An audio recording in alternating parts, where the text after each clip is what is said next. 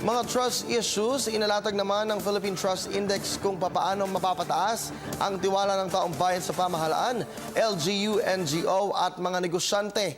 Ang buong ulat, alamin natin mula sa aming kasamang si George Bandola. Live, Viponet.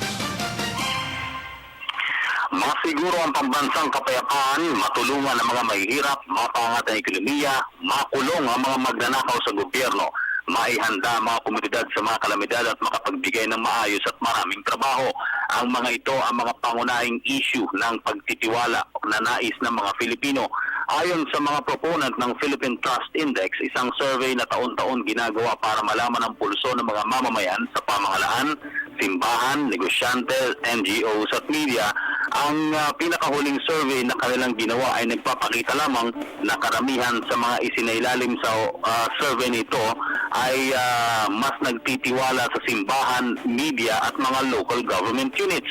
Ayon kay Malin Molina, ang managing director ng ION na siyang gumawa ng Philippine Trust Index sa 4 na pagkakataon na, ay mas malapit umano sa tao ang mga LGUs kaysa sa mga national government at madaling nalalaman ang kanilang mga issue kung bakit mas mataas ang antas ng pagtitiwala sa mga ito, maging sa mga sektor ng media, lalo na sa simbahan.